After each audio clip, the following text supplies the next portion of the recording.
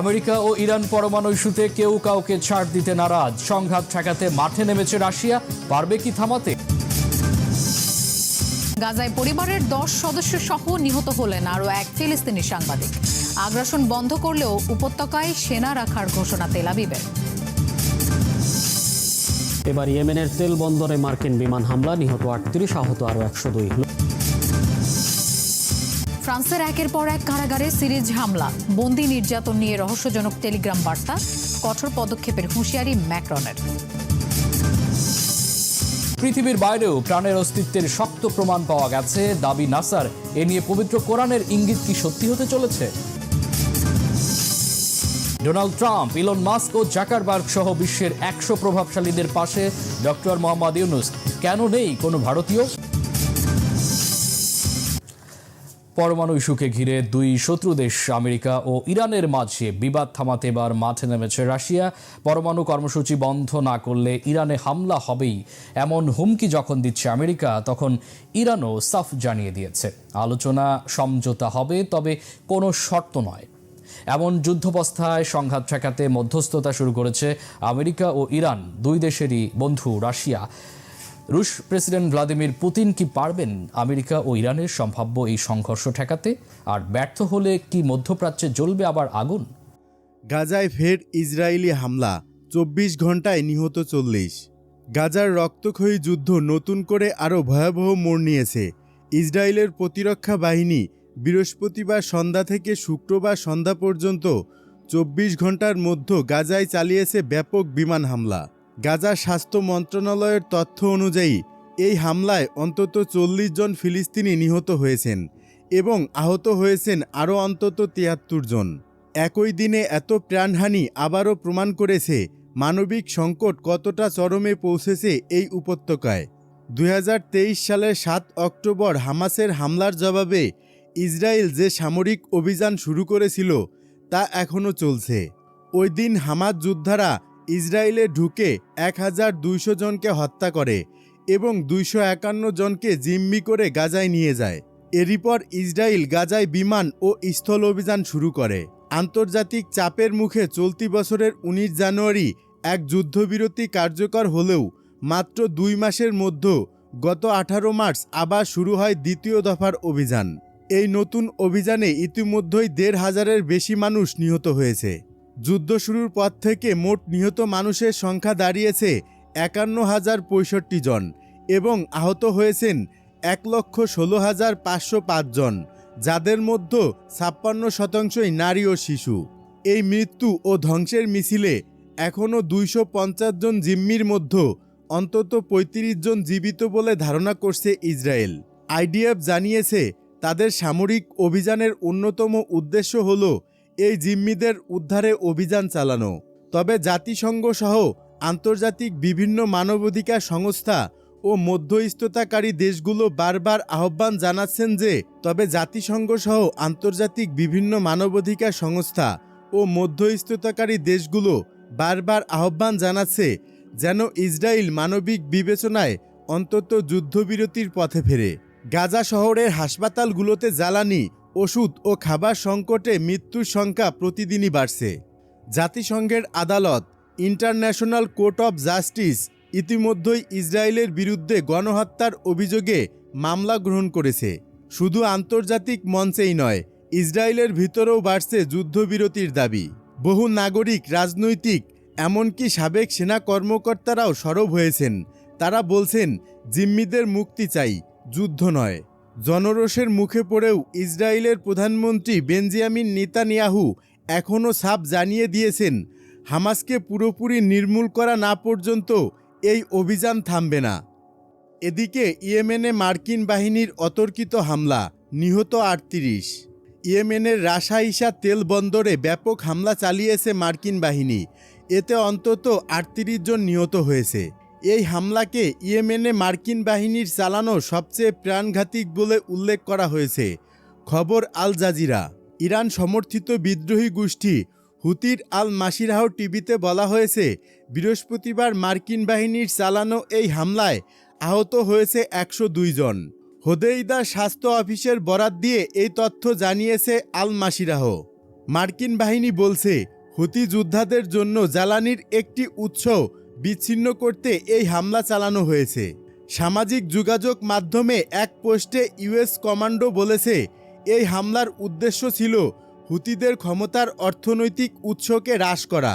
তবে হুতি যে হতাহতের সংখ্যা জানিয়েছে তা নিয়ে মন্তব্য করেনি পেন্টাগন। গত জানুয়ারিতে মার্কিন প্রেসিডেন্ট হিসেবে ক্ষমতায় বসেন ডোনাল্ড ট্রাম্প। এরপর থেকে হুতিদের বিরুদ্ধে অভিযান শুরুর নির্দেশ দেন ট্রাম্প। আল জাজিরা বলছে ট্রাম্পের ক্ষমতায় বসার পর এটি হুতিদের বিরুদ্ধে চালানো সবচেয়ে প্রাণঘাতী হামলা। এর আগে গত মার্চে ইয়েমেনে 2 দিনে মার্কিন হামলায় নিহত হয়েছে 50 জনের বেশি।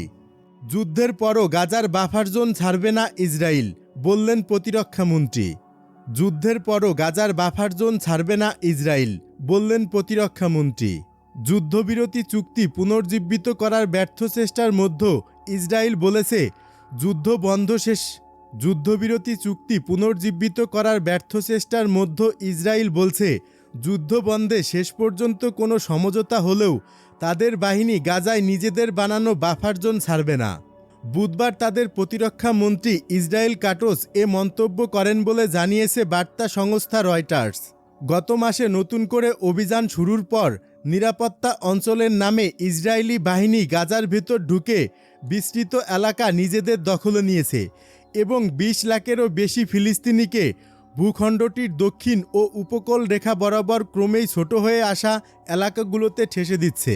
গত মাসে নতুন করে অভিযান শুরুর পর নিরাপত্তা অঞ্চলের নামে ইসরায়েলি বাহিনী গাজার ভেতরে ঢুকে বিস্তৃত এলাকা নিজেদের দখলে নিয়েছে এবং 20 লক্ষেরও বেশি ফিলিস্তিনিকে ভূখণ্ডটির দক্ষিণ ও উপকূল রেখা বরাবর ক্রমেই ছোট হয়ে আসা এলাকাগুলোতে ঠেসে দিচ্ছে। অতীতের মতো হবে না। যেসব এলাকা সন্ত্রাসী মুক্ত ও জব্দ করা হয়েছে, আইএমএফ সেখান থেকে সরবে না। সামরিক কমান্ডারদের সঙ্গে বৈঠক শেষে দেয়া বিবৃতিতে এমনটাই বলেন কাটোস। লেবানন ও সিরিয়ার মতোই গাজার স্থায়ী বা অস্থায়ী যে কোনো পরিস্থিতিতে আইডিএফ শত্রু ও বসতিগুলোর মাঝে বাফার হিসেবে থাকবে, বলেছেন তিনি। গত মাস থেকে চলমান অভিযানের সারসংক্ষেপ দিতে গিয়ে ইসরায়েলি সেনাবাহিনী জানিয়েছে ক্ষুদ্র ফিলিস্তিনি ভূখণ্ডটির 30% এখন তাদের নিয়ন্ত্রণে। কেবল দক্ষিণ গাজাতেই ইসরায়েলি বাহিনী সীমান্তবর্তী শহর রাফা দখলে নিয়েছে এবং আরও ভেতরে ঢুকে মুরাক করিডোর পর্যন্ত অগ্রসর হয়েছে। এই করিডোরটি রাফা ও খান ইউনুস শহরের মাঝে গাজার পূর্ব প্রান্ত থেকে শুরু করে ভূমধ্য সাগর পর্যন্ত বিস্তৃত। মধ্য নেটজারিম এলাকা জুড়ে বিস্তৃত একটি করিডোরও তাদের নিয়ন্ত্রণে আছে। প্রতিনিয়ত তারা তাদের দখলে থাকা অঞ্চলের আওতা বাড়াচ্ছে। এরই মধ্যে উত্তরে গাজা শহরের ঠিক পূর্বে অবস্থিত সেজাইয়া এলাকাও তাদের বাফার জোনে ঢুকে গেছে।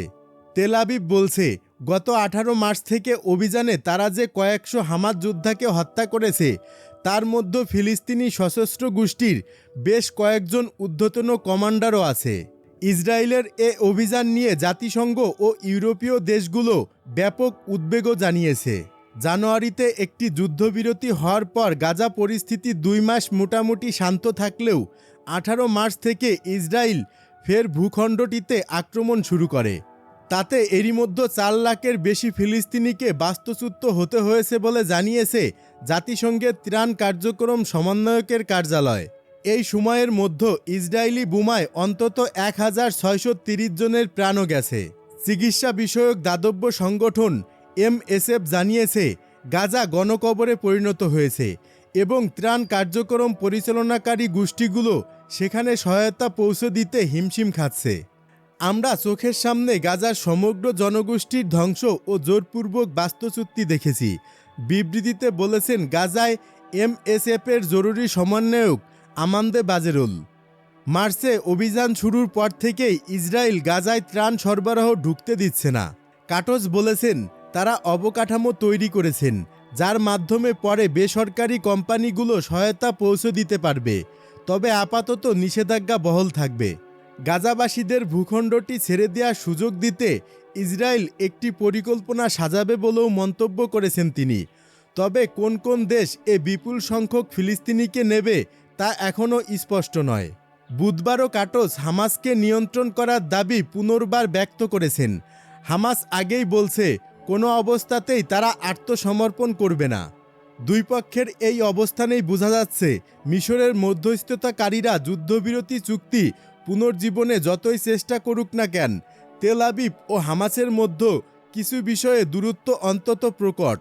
হামাস বারবার বলছে অস্ত্র সমর্পণ এমন একটি সীমা যা তারা কখনোই অতিক্রম করবে না। স্থায়ী যুদ্ধবিরতির ক্ষেত্রে ইসরায়েলি বাহিনীকে গাজা থেকে পুরোপুরি প্রত্যাহার করে নেওয়ারও দাবি জানাচ্ছে তারা।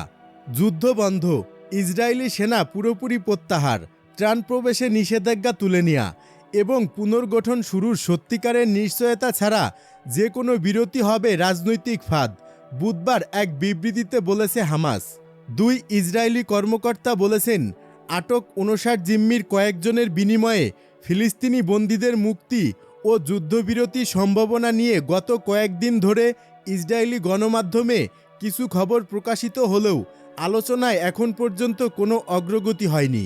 তেল আবিবের বিশ্বাস, ক্রমশ বাড়তে থাকা সামরিক চাপে নতি স্বীকার করে হামাস শেষ পর্যন্ত তাদের হাতে থাকা সব জিম্মিকে মুক্তি দিতে বাধ্য হবে। কিন্তু সে পর্যন্ত অপেক্ষা করতে নারাজ জিম্মিদের পরিবারের সদস্য ও আত্মীয় স্বজনরা। চুক্তির সাহায্যে যুদ্ধ বন্ধ করে জিম্মিদের ফিরিয়ে আনতে ইসরায়েল জুড়ে বড় বড় বিক্ষোভও হচ্ছে, যা দেশটির সরকারকে বেশ অস্বস্তির মধ্যেও রেখেছে। 2023 সালের অক্টোবর হামাস ইসরায়েলে ঢুকে হামলা চালিয়ে 1000-এরও বেশি ইসরায়েলিকে হত্যা এবং 250-র মতো ইসরায়েলিকে জিম্মি করার পর তেল আবিব গাজায় সর্বাত্মক যুদ্ধে নামে। চলতি বছরের শুরুর দিকের 2 মাস বাদ দিলে তাদের টানা হামলা ও অভিযানে এখন পর্যন্ত 51,000-এর বেশি মানুষের মৃত্যুর খবর পাওয়া গেছে।